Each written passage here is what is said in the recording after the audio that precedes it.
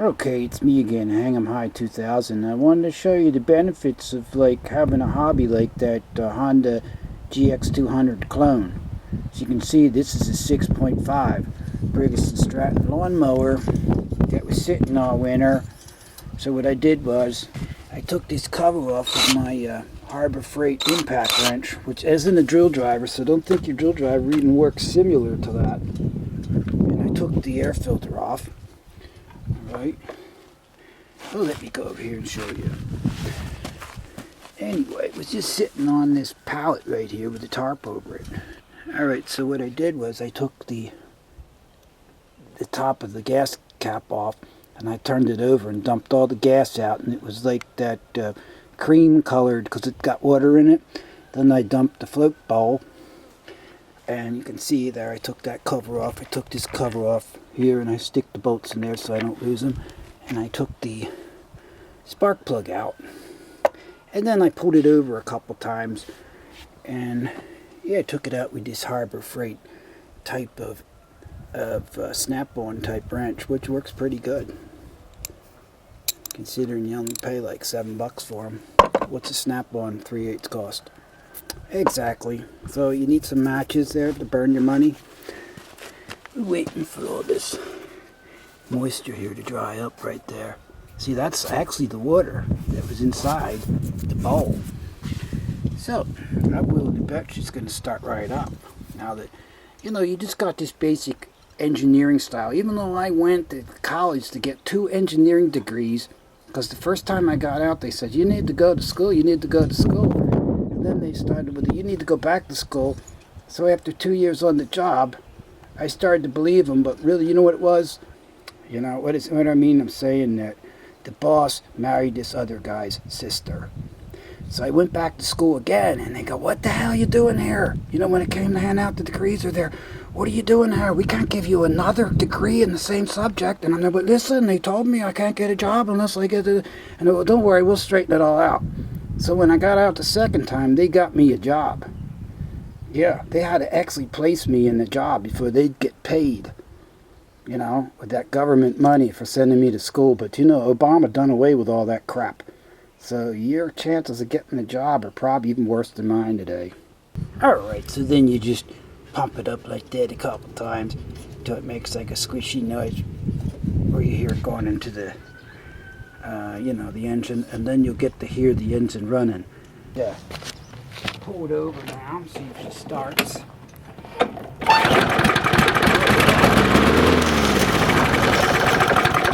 Oh, look at that. It started, but it stopped. I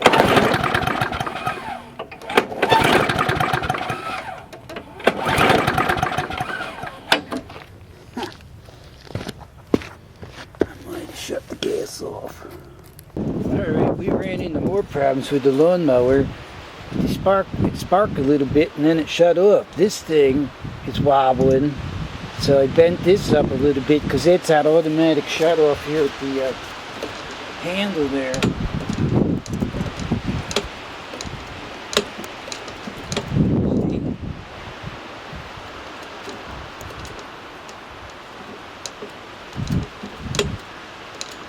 So that's not working too good. And then the magneto wasn't set right. No, we want to set that at 6 thousandths, I think it is. Yep, 6 thousandths to 10 thousandths, and it was like 20 thousandths. So we sanded them up a little bit. They were rusty, and we washed the whole motor down with water because it's like one of those good drying days to put your wash out. So it's drying up pretty good. It had sand in here. It's still wet a little bit. We patched the carburetor up with a plastic bag so we didn't get any water inside the cylinder head. And we also set the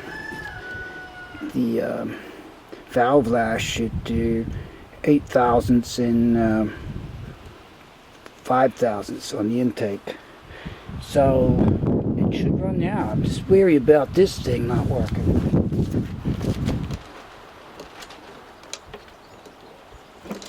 See, it doesn't work. Maybe that's all it was. Alright, I greased that all up. I took the cable off and I greased it up. So now it works. You know, it's that cutoff switch.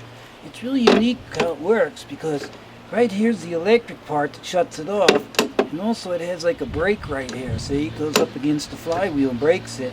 And then that shorts it out. See, it's open now to run because you're holding that lever back. And when you let go of the lever by accident, because somebody got their foot in there, it goes here, shorts it, and puts a brake on the flywheel. So I just put this white lithium grease on the spring just for the heck of it. And then I ran some of that WD-40 down through the whole cable here. So that works now. That probably could have been the whole problem. It was shorting out from the get-go. It wasn't probably the magneto at all. But now that it's dry, we're going to stick the magneto back on at 6 thousandths. Alright, we're using a 1/4 inch socket and this 6 thousandths. Says right there. I don't know if it's showing on the sunlight. 6 thousandths feeler gauge. And all you do is set it on the not magnetic side of the magneto. Alright, to check for the spark, I'd set it at 7 thousandths because it seemed to be a little wobbly, that flywheel. And it comes out about, you know, less than 10 thousandths anyway, because I tried 12 thousandths and it won't fit in. So, what we do is we stick this 15/16 in there on the flywheel nut. Take the spark plug here. Make sure you tie the handle up for that safety stop. Yeah, we got good spark now.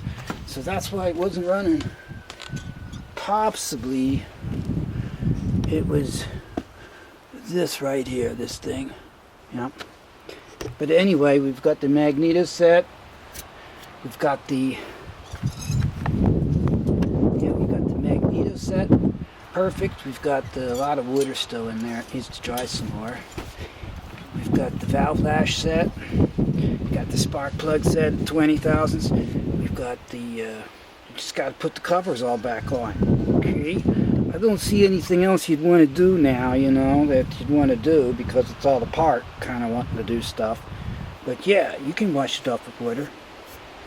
On a nice drying day like this when Grandma used to do a wash, yeah. Yeah, so we just clean up these tools here, put it back together. Yeah, I soaked all these bolts in oil first before I stick them back in. See, and I started all these by hand first before I get my trusty wrench, and I'm using 8mm, but I think it's actually SAE size. Works out.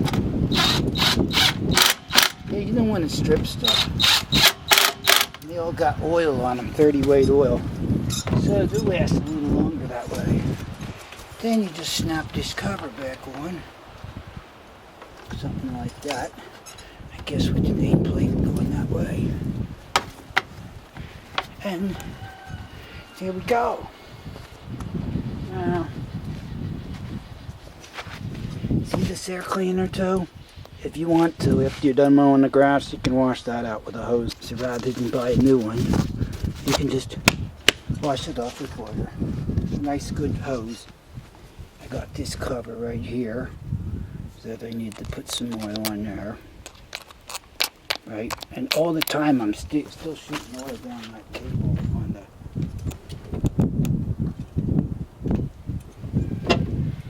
the handlebars or whatever they're called. And then we just stick that right in there. Again, you gotta line that up. See that? We lined it right up. And now they're started by hand. And now we can start the sucker. Isn't that neat? That's why you don't want that much power, see? It's just enough power to do the job, isn't it? Okay. Pump some gas in it.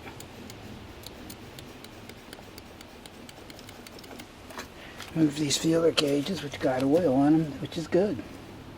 And now, she should start. Grab it the third time.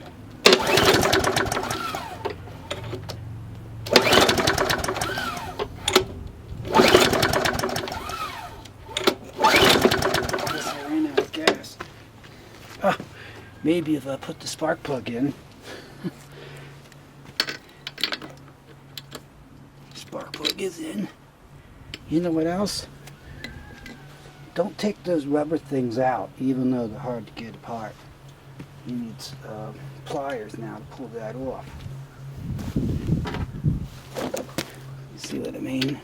Because it's got that spark plug rubber on there. And now, hook that up.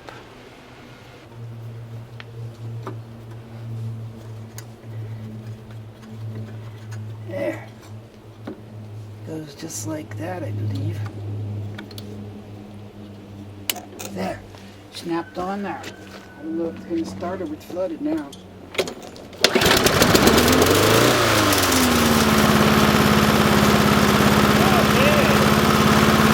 Runs like a champ, see that? So how much you think that job's worth? It took me about an hour with all that farting around. Plus I could buy some, couldn't I? We don't have much gas in there. We'll have to go get some more of that gas. See, isn't that nice? That's what you get for working on that Harbor Freight motor. You probably actually really saved yourself probably $100. Between $60 and $100 right there in labor. I didn't spend a dime for parts. So there you go. That thing is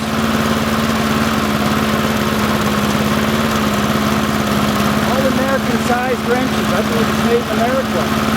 That's really nice the way you can prime it with this gold primer. I like that. So yeah, to shut it off, you gotta throw that lever.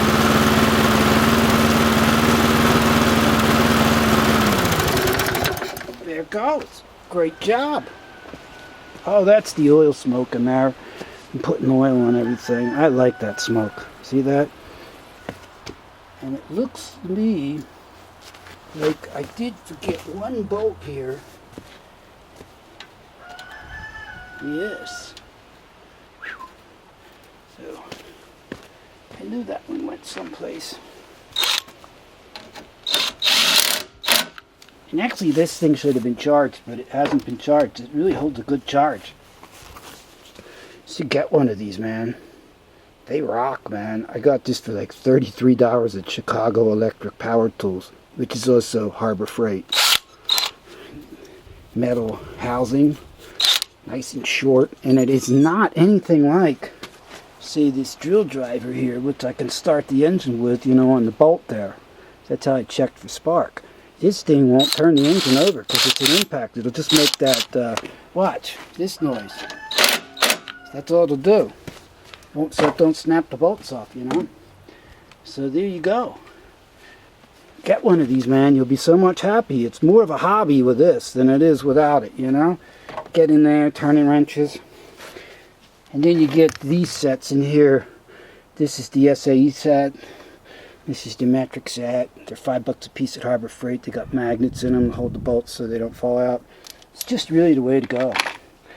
Yep. That's it.